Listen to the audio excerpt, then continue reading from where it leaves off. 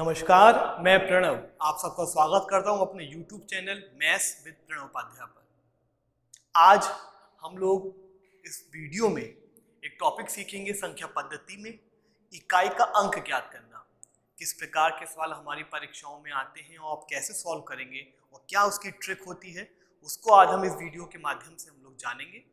तो शुरुआत करने से पहले हम कुछ बेसिक बातें जान लेते हैं कि इकाई का अंक होता क्या है। शुरुआत में करता हूं, आप लोग देखो। सबसे पहले आप इस बात को जानो कि जैसे मैं 2 की घात 1 लिखूं तो 2 की घात 1 का मतलब 2। बहुत बढ़िया। 2 की घात 2 लिखूं तो 4, 2 का घन लिखूं तो 8 और 2 की घात 4, 8 दूनी 16। लेकिन 16 में मुझे क्या चाहिए? इकाई का अंक। तो 16 में इकाई का अंक कितना होगा? 6। ठीक बात है। अब 2 की घात 4 को मैं फिर से आगे बढ़ाऊंगा ना, तो 2 की घात 5 और 2 की घात 5 कितना? 16 दूनी 32। लेकिन मुझे चाहिए इकाई का अंक। तो 32 में इकाई का अंक कितना होगा? 2 होगा। 32 दूनी 64। इसका मतलब 2 की घात 6 में इकाई का अंक जो होगा वो होगा 4। 2 की घात 7, इसकी गुणा और 2 से 64 दूनी 128। 128 में इकाई का अंक 8। 2 की घात में 8 लिखूं तो 128 का भी दुगना यानी कि 256। 256 में इकाई का अंक कितना? 6। अब आप जरा इस बात पर जरा ध्यान दो कि मैंने 2 की घात 1 लिखा तो इकाई का अंक 2 आया, 2 की घात 2 लिखा 4 आया, 2 की घात 3 लिखा 8 आया, 2 की घात 4 लिखा तो 6 आया। और फिर से मैंने जब 2 की घात 5 आया तो फिर से देखो क्या आ गया? 2 आ गया। फिर से यहाँ 4 आ गया, फिर 8 आ गया, फिर 6 आ गया। इसका अर्थ ये हुआ कि अगर मैं 2 की घात 9 लिखूंगा तो निश्चित तौर पे इकाई का अंक 2 आएगा। निश्चित तौर पे 2 की घात में 10 लिखूंगा तो इकाई का अंक कितना? 4 आएगा। यही रिपीट होगा। 2 की घात में 11 लिखूंगा तो इकाई का अंक 8 आएगा। 2 की घात में 12 लिखूंगा तो इकाई का अंक 6 आएगा।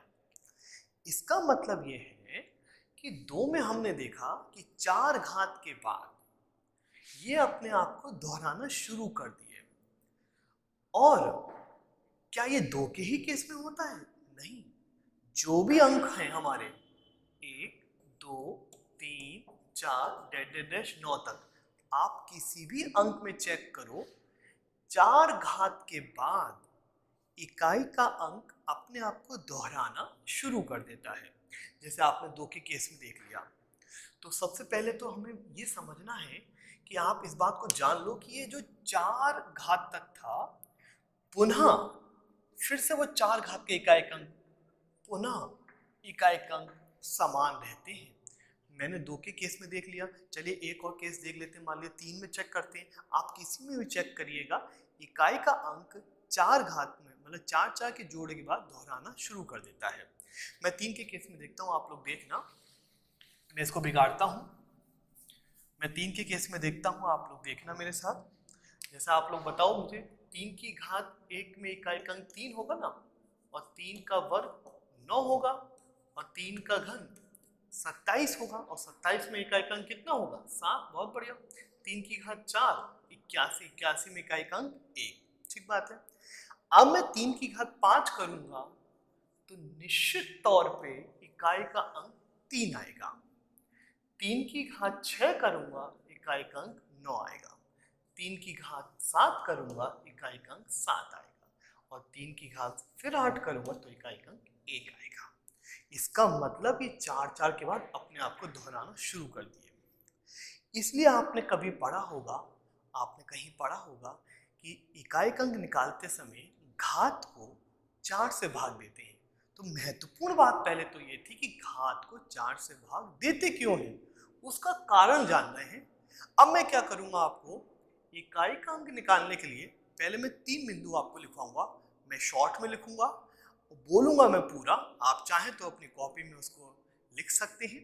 तो आगे बढ़ते हैं हम लोग, पहले सीखते हैं कि वो 3 बिंदु क्या हैं। अगर वो 3 बिंदु आपने समझ लिए तो यकीन मानिएगा आप किसी भी टाइप का सवाल बहुत आसानी से इकाई का अंक कर सकते हैं। क्या है, चलिए देखते हैं, शुरुआत करते हैं। तो ये बेसिक बातें हमारी हो गई। मैं 3 बिंदु बड़े महत्वपूर्ण लिखूंगा इसमें। तो आप सभी लोगों ने हेडिंग लगा लिया होगा इकाई का अंक। जो पहला पॉइंट हमें लिखना है वो ये है, मैं बोलता हूं लेकिन मैं लिखूंगा शॉर्ट में कि यदि किसी संख्या के इकाई का अंक 0, 1, 5 या 6 हो, ध्यान रखिएगा, यदि किसी संख्या का इकाई अंक 0, 1, 5 या 6 हो तो वही इकाई का अंक रहता है, मतलब कोई भी चेंज नहीं होता। क्यों, आप सब समझते हो भाई, एक है, एक की गुणा आप कितनी भी कर दो वो रहेगा तो एक ही। ऐसी 5 है, आप 5 की गुणा 5 से करोगे तो 25, और 25 में इकाई का अंक कितना, 5, फिर दोबारा करोगे तो 125, 5। मतलब ये वाला गुण किन किन में होता है, 0, 1, 5, 6 में। इसका मतलब अगर कोई भी संख्या है और उसका इकाई का अंक 0 हो, 1 हो, 5 हो या 6 हो, तो घात कितनी भी बड़ी हो, इकाई का अंक वही रहता है। दूसरा बिंदु क्या है, आप ध्यान दो सब लोग। दूसरा बिंदु क्या है हमारा, इनके अलावा जो अंक बचे, दूसरा बिंदु क्या है कि यदि किसी संख्या के इकाई का अंक 2 हो, 3 हो, 4 हो, 7 हो, 8 हो या 9 हो, इनके अलावा यही अंक तो अंक बचे। यदि किसी संख्या के इकाई का अंक 2, 3, 4, 7, 8, 9 हो तो ध्यान दीजिएगा, तो घात को भाग देते हैं 4 से। अब समझ में आ रहा होगा आपको कि घात को 4 से भाग क्यों देते हैं, क्योंकि 4 की साइकिल बन जाती है इसलिए, ठीक बात है। घात को 4 से भाग देते हैं और प्राप्त शेषफल, जो भी रिमाइंडर आया है हमारा, प्राप्त शेषफल को ही आप मान लेते हो घात। प्राप्त शेषफल को घात मानकर हल करते हैं, ठीक बात है। अच्छा, आप जरा ये बात बताओ, जब आप किसी भी नंबर को 4 से भाग दे रहे हो, आप किसी भी घात को 4 से भाग दे रहे हो, तो शेष बचने की संभावना क्या क्या है, निश्चित है 4 से भाग दे रहे हैं तो शेष 4 से छोटा ही होगा।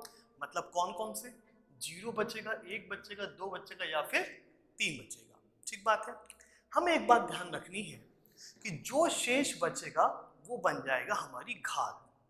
लेकिन अगर बाई चांस घात 4 से पूरी पूरी कटे, पूरी पूरी कटने का मतलब शेष क्या बचे, 0 बचे, तो एक विशेष कंडीशन बन जाती है, वो तीसरे बिंदु पे लिखना है।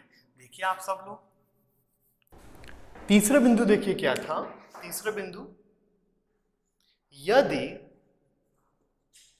हम घात को 4 से भाग लगाएं और घात पूरी पूरी कटे, इसका मतलब शेष आ जाए 0, तो ऐसी स्थिति में इकाई का अंक अगर 3, 7, 9 है तो उत्तर 1 होगा, और इकाई का अंक 2, 4, 8 है तो उत्तर 6 होगा। जैसे अभी हमने शुरुआत में सीखा था, जैसे मैंने कहा था 2 की घात 4, तो 2 की घात 4 16, और 16 में इकाई का अंक 6, और जो 4 के जो गुणज होंगे 2 की में, उनमें इकाई का अंक 6 ही रहेगा। तो ये गुण 2 में भी है, 4 में भी है और 8 में भी है। ठीक उसी प्रकार अगर मैं 3 में कहूं तो 3 की घात 4 क्या था, 81, 81 में इकाई का अंक 1, मतलब जो 3 की घात 4 होगी और वो 4 के गुणज में ही होगी, तो निश्चित है इकाई का अंक 1 होगा, और वो 3 में भी होगा, 7 में भी होगा, 9 में भी होगा। तो सबसे महत्वपूर्ण बात ये थी कि 3 बिंदु हमें अच्छे से क्लियर हो, तो किसी भी प्रकार का सवाल हो आप बड़ा अच्छे से आप बनाओगे। अब हम लोग सवाल की ओर बढ़ते हैं। आप लोग अब पहला सवाल लिखिएगा, शुरुआत करते हैं सवालों की। इसमें अब हम लोग, तो इसमें हम जो सवाल करेंगे वो एसएससी में आए हुए हैं, रेलवे में आए हुए हैं, यूपीपी में, यूपीएसआई में, यूपी ट्रिपल एससी में और विभिन्न प्रतियोगी परीक्षाओं में, उन सब सवालों को हम संकलन करे हुए हैं, हम उसको सॉल्व करेंगे। तो शुरुआत करते हैं। सवाल देखिए कैसे आता है। इसमें सवाल आता है इकाई का अंक ज्ञात करें, इकाई का अंक ज्ञात करें। और मैं पहला सवाल लिखता हूं, आप देखिएगा। मेरा पहला सवाल है, मान लीजिए 3 की घात 35, 3 की घात 35 है और इसमें आपको इकाई का अंक निकालना है। जरा सब लोग करके देखिएगा, 3 की घात 35 में इकाई का अंक क्या होगा, सब लोग करिएगा, इसमें इकाई का अंक क्या होगा।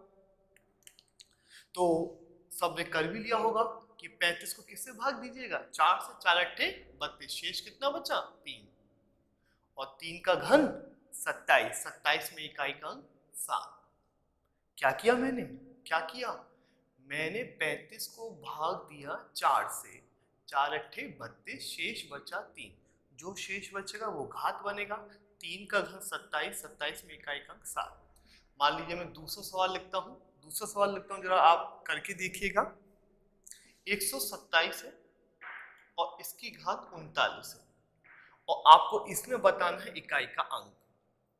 तो जब भी आप इकाई का अंक निकालने हो तो संख्या कितनी भी बड़ी क्यों ना हो उससे कोई मतलब नहीं है, क्योंकि मुझे इकाई का अंक चाहिए ना, तो मुझे 12 से कोई मतलब नहीं है, मुझे मतलब सिर्फ 7 से है। और 39 को मैं किससे भाग दूंगा, 4 से, बिल्कुल, 4 9 36, शेष कितना बचा 3, 7 का घन 343, 343 में इकाई का अंक कितना हो गया 3 हो गया। ठीक बात है, चलिएगा आगे बढ़ते हैं हम लोग, अगला सवाल करते हैं, कुछ और सवाल लेते हैं हम लोग सब लोग इसमें। मैं इसको बिगाड़ता हूं।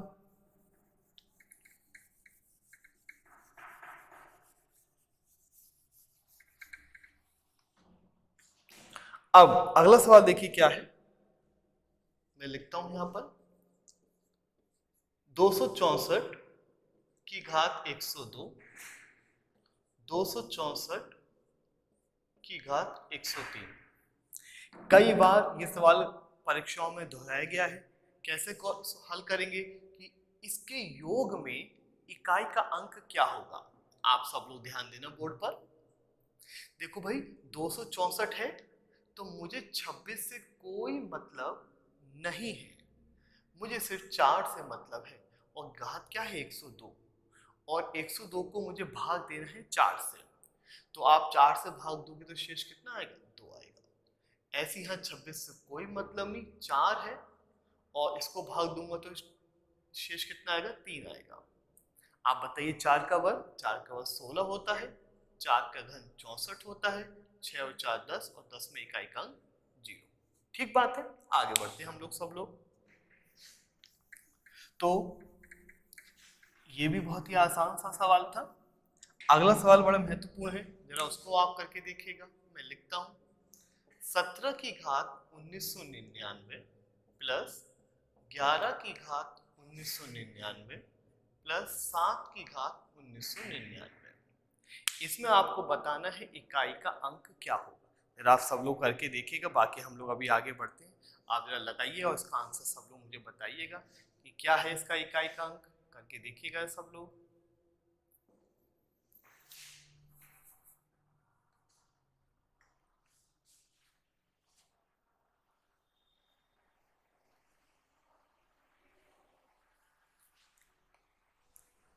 तो देखिए आप सब लोग, इसमें इकाई का अंक निकालना है तो समझ में तो यह आता है कि हमें घात को किससे भाग देना है 4 से।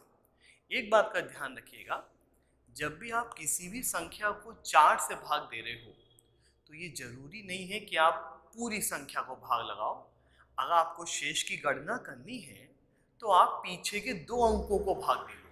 मतलब 1999 को भाग देने की जरूरत नहीं है, आप बस भाग दो किसको 99 को, पीछे के 2 अंकों को। मतलब 7 की घात, देखिए 4 दूनी 8, 4 चौक 16, शेष कितना बचा 3, और 1 है ये तो, और 1 की तो कितनी भी घात लगा दीजिए 1 ही रहता है। और ऐसी यहाँ भी कितना बचेगा 4 से भाग देने पर 3 शेष। 7 का घन होता है 343, 343 में इकाई का अंक 3, 7 का घन 343, 343 में इकाई का अंक 3, तो और ये कितना आ गया हमारा 7। ठीक बात है, तो बहुत ही सरल सा सवाल था ये भी। आगे बढ़ते हैं हम लोग सब लोग, अगला सवाल लेते हैं हम लोग। आप लोग ध्यान दीजिएगा। अब हम गुणा वाला सवाल लेते हैं। मैं एक सवाल लिख रहा हूं 2153 की घात 167 गुणा गुणा है, और 8267 की घात है 153। आपको इसका बताना है इकाई का अंक क्या होगा। तो बहुत ही आसान है, जरा करके देखिएगा। ये तो बहुत आसान है। अब कि इनकी गुणा में इकाई का अंक, तो सबसे महत्वपूर्ण बात यह है कि 215 से कोई मतलब नहीं है, पहले तो इसको काट ही देते हैं, और ना है 826 से है। 4 एकम 4, 1 बचा, 4 2 बचा, 4 छंग 24, शेष कितना बचा 3। उसी प्रकार 4 एकम 4, 4 तियां 12, शेष कितना बचा 1। मैं आप समझ पा रहे होंगे मैं क्या कर रहा हूं, पीछे के दो अंकों को ही भाग दे रहा हूं। ठीक बात है। आप बताओ 3 का घन कितना होता है 27, 27 में इकाई का अंक 7, और ये भी 7, और 7 सत्ते 49 में इकाई का अंक 9। बहुत सरल है, बहुत ही सरल है। चलिए आगे बढ़ते हैं कुछ अच्छे सवालों की ओर। अब हम लोग बढ़ते हैं। अब हम अगले टाइप के सवाल करें, लेकिन आप इस बात का ध्यान रखिएगा कि जो इकाई का अंक होगा वो कभी भी ऋणात्मक नहीं होगा, नेगेटिव नहीं होगा। इसका क्या मतलब है, अभी एक सवाल लगाएंगे, आप देखना।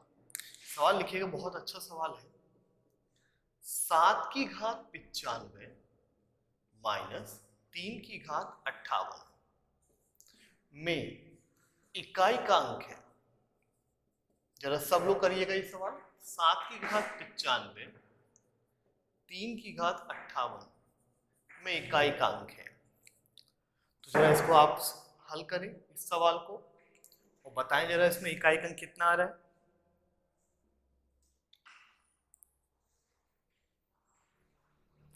अब आप इस बात को जरा ध्यान दो मेरे साथ।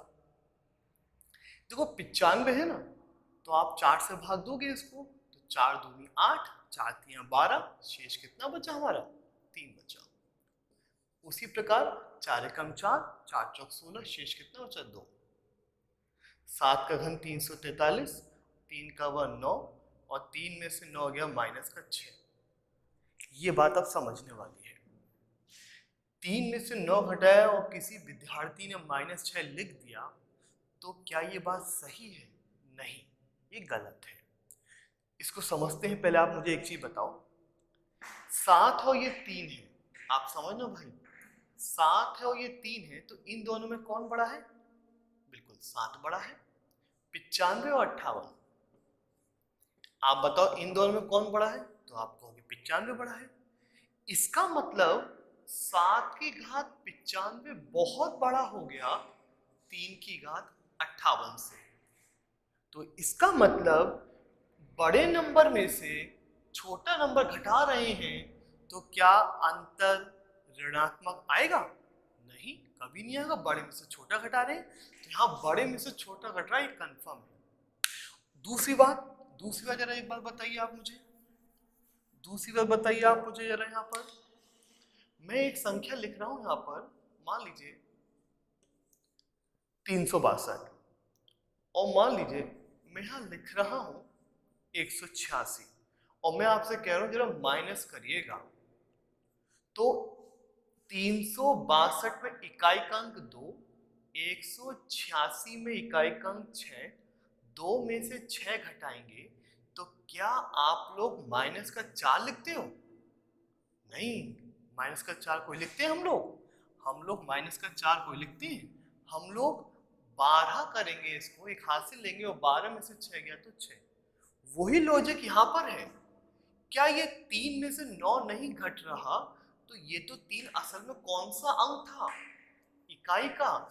तो 3 को 13 बना लीजिए, और ये एक हासिल कहाँ से आया? जो भी यहाँ पे 2.5 सैकड़े का अंक होगा उससे एक हासिल हमने ले लिया है, और 13 में से 9 गया तो कितना बचा? 4 आंसर। तो इस बात का ध्यान रखिएगा कि इकाई का अंक कभी भी ऋणात्मक नहीं होगा, और अगर कभी ऋणात्मक हो तो इस प्रकार से करेंगे। एक छोटी सी चीज और है, आप चाहो तो ऐसे सीखो, या आप इस चीज को ऐसे भी कर सकते थे। आप लोग इस चीज को ऐसे भी कर सकते थे कि जैसे 7 का घन 343 में इकाई का अंक 3, 3 का वर्ग 9, अब 3 में से 9 गया माइनस का 6। इकाई का अंक कभी भी ऋणात्मक होगा नहीं, और ऋणात्मक कभी आ जाए तो उसमें आप हमेशा 10 जोड़ दो सही करने के लिए। तो सही करने के लिए कितना आ गया? 4। ठीक बात है। अगला सवाल लेते हैं। देखिए एसएससी सीजीएल में आया था मेंस में 2017 में, उसमें भी इसी प्रकार का एक सवाल उन्होंने बनाया था। आप देखो और करके जरा मुझे बताओ। इसी प्रकार का सवाल है, अच्छा सवाल है, जरा आप सब लोग करके बताना मुझे।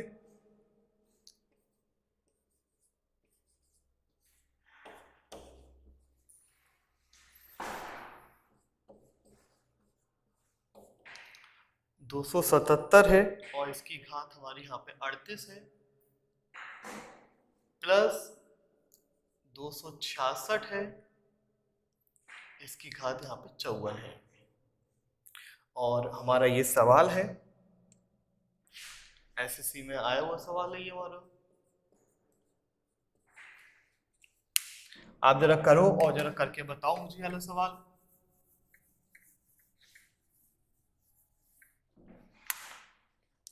देखो आप सब लोग कितना आसान है, अब तो आप सब पूरी प्रक्रिया जान ही गए। देखो ये 24 लिखा है, 4 से भाग देंगे शेष 0 आएगा, तो 0 आएगा तो 3 के केस में आंसर कितना 1, 4 9 36, शेष कितना बचा 2, 7 का वर्ग 49, 49 में इकाई का अंक 9, और 6 की तो कितनी भी घात लगा दीजिए इकाई के स्थान पर कितना रहता है 6 रहता है।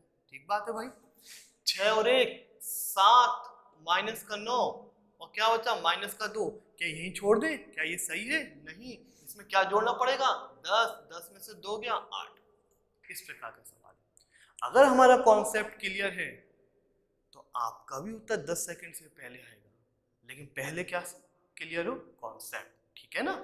तो कभी भी आपका इकाई का अंक ऋणात्मक नहीं होगा, अगर है तो उसमें आप क्या ऐड कर दीजिएगा 10 ऐड कर दीजिएगा, ठीक है ना। बात को आगे बढ़ाते हैं, अगला सवाल लेते हैं हम लोग। एसएससी सीजीएल के मींस में आया हुआ सवाल है अगला भी, और बहुत सुंदर सवाल उन्होंने दिया था। अगला सवाल आप जरा करके देखना। यदि 433 गुणा 456 गुणा 43n का इकाई का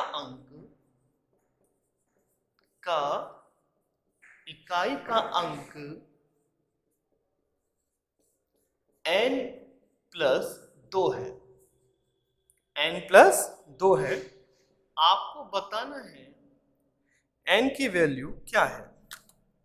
जरा करिएगा सब लोग ये सवाल, बहुत बढ़िया सवाल है ये।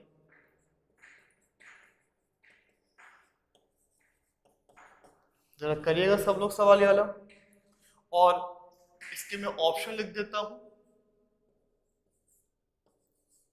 क्योंकि ऑप्शन से आप इसको सही से लगा पाएंगे।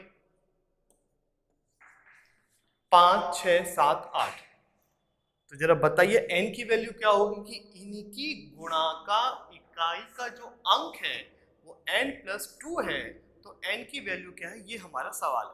ठीक बात है, आप देखो सब लोग, आप बताओ अगर मुझे इकाई का अंक चाहिए तो 433 में इकाई का अंक 3, 456 में इकाई का अंक 6, इसमें इकाई का अंक n, और इकाई का अंक बन रहा है क्या n प्लस 2, n प्लस 2।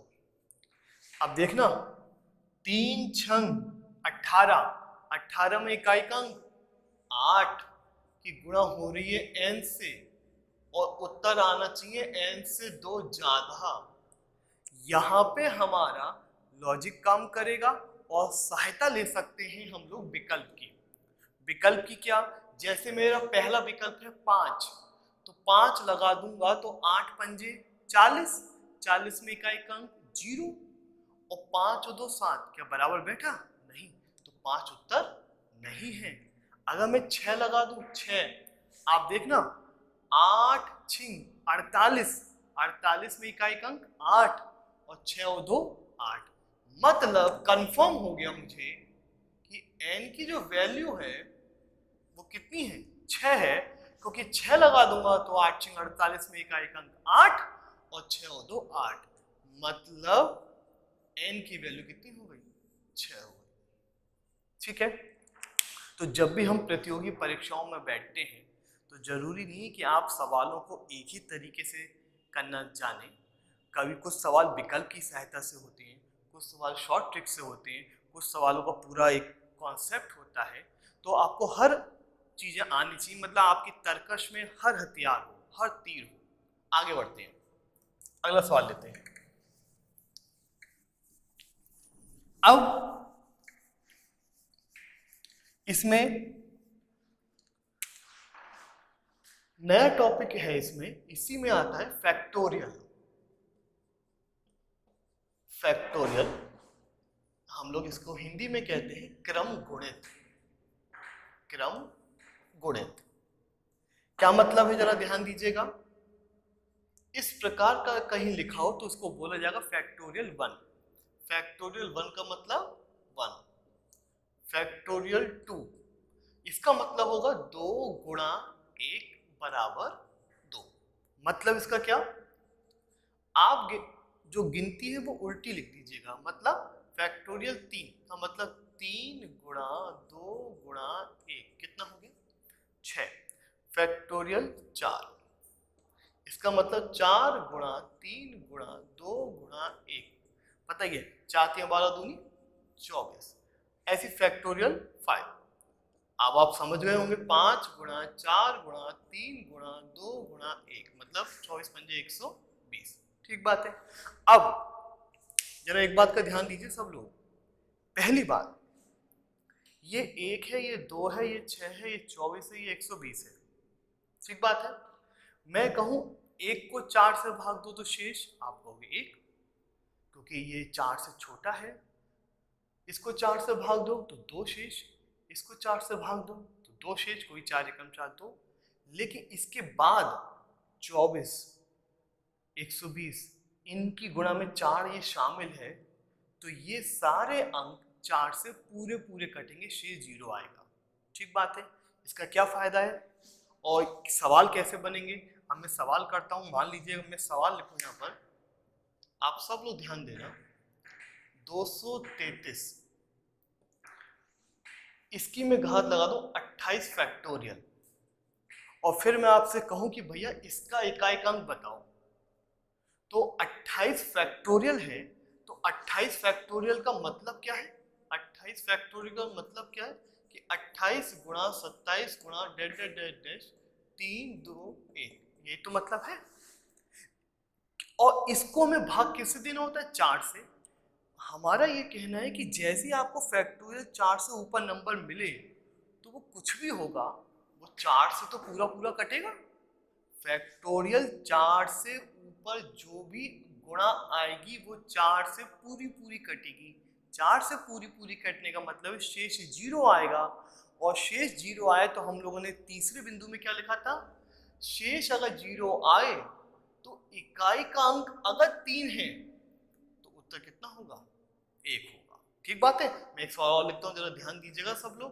मैं यहाँ पे लिखूं 1946। ठीक बात है। इसकी घात 1948, और 1948 फैक्टोरियल है। और मैं आपसे कहूं भाई इसका इकाई अंक बताओ आप मुझे, तो सबसे पहले आप क्या कहोगे, भाई ये तो फैक्टोरियल 4 से बहुत बड़ा नंबर है, इसका मतलब ये 4 से पूरा पूरा विभाजित होगा। जब ये 4 से पूरा पूरा विभाजित होगा तो 6 के केस में आंसर कितना रहेगा, 6। और वैसे यहाँ पे आप एक तरीका ये भी कह सकते थे कि भाई यहाँ तो जरूरत थी ही नहीं क्योंकि ये 6 था। ठीक बात है। मैं एक दो सवाल और लिखता हूँ, जरा आप लोग करके देखना अभी।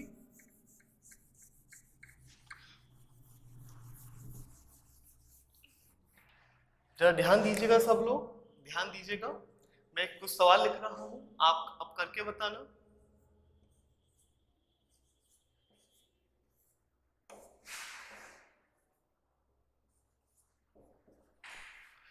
आपको इसमें इकाई अंक बताना है। तो आप समझ गए भाई 125 फैक्टोरियल है, इसका मतलब ये 4 से पूरा पूरा कटेगा, और 4 से पूरा पूरा कटेगा तो 7 के केस में इकाई अंक कितना रहता है, 1 रहता है। मैं एक सवाल और लिखूं यहाँ पर, मान लीजिएगा 1948 लिखा मैंने यहाँ पर। और 139 फैक्टोरियल लिखा, तो ये भी 4 से पूरा पूरा कटेगा। तो जब 4 से पूरा पूरा कटेगा तो 8 के केस में आंसर कितना होगा? 6 होगा। जो तीसरे बिंदु है वो ध्यान रखिएगा, ठीक बात है। चलिएगा, तो फैक्टोरियल पे इस प्रकार के सवाल बनते हैं। एक आखिरी सवाल करते हैं हम लोग। तो बहुत ही छोटा सा टॉपिक था, लेकिन हर प्रतियोगी परीक्षा में इसका 1 या 2 सवाल बनता है। मैं एक आखिरी सवाल लिखता हूँ, बहुत अच्छा सवाल है। अब आप सब लोग करके देखना और मुझे उत्तर बताना, कि आप मैच करना कि आपका उत्तर सही है कि गलत है। सवाल है कि फैक्टोरियल 1 की पावर फैक्टोरियल 1, फैक्टोरियल 2 की पावर फैक्टोरियल 2, फैक्टोरियल 3, इसी प्रकार का सवाल ही आगे बढ़ रहा है।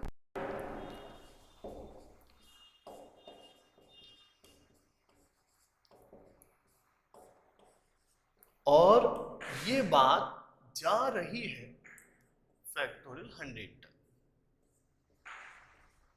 और आपको सबको बताना है कि इनके योग में इकाई का अंक क्या होगा। जरा आप पहले लगाइएगा, फिर हम लोग जरा करें इस सवाल को। आपने इसका उत्तर निकाला होगा। अब देखो आप सब लोग बोर्ड पे कैसे किया होगा, आपने ध्यान दीजिएगा सब लोग अच्छे से, आप सब लोग ध्यान दीजिएगा।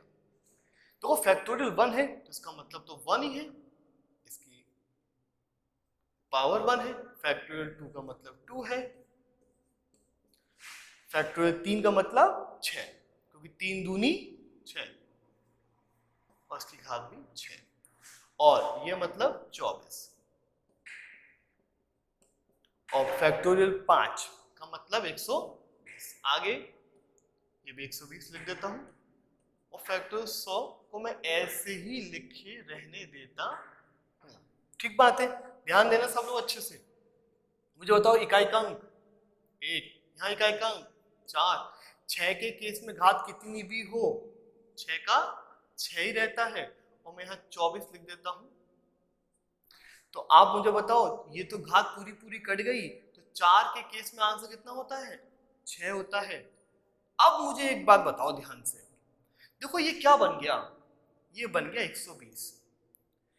अब फैक्टोरियल 5 अगर 120 है तो फैक्टोरियल 6 में इसकी 6 से गुणा 720 ही तो होगा। मतलब फैक्टोरियल 5 से ऊपर जो भी नंबर होगा उनका गुणनफल में इकाई का अंक 0 ही रहेगा। भाई ये 120 है, फैक्टोरियल 6 720 होगा। इसका मतलब फैक्टोरियल 5 से ऊपर अगर मैं फैक्टोरियल 100 तक गया हूं तो सब में इकाई का अंक सब में क्या आएगा? 0 आएगा। इसका मतलब देखो आप सब लोग, 6 और 6 12 और 4 16 और 1 17, 17 में इकाई का अंक कितना हो गया? 7 हो गया। तो इसका आंसर कितना आ रहा है? 7 आ रहा है। ठीक है ना। तो आज हम लोगों ने इकाई का अंक निकालना सीखा। हम लोग टॉपिक वाइज संख्या पद्धति में जितने भी महत्वपूर्ण टॉपिक हैं उनको हम लोग करते चले जाएंगे। अब वीडियो समय से आएगा अब आपके पास। आप चैनल को लाइक करिएगा, सब्सक्राइब करिएगा, और कुछ भी आपको पूछना है, कोई भी आपका डाउट है तो आप कमेंट बॉक्स में हमें लिखिएगा। प्रणाम।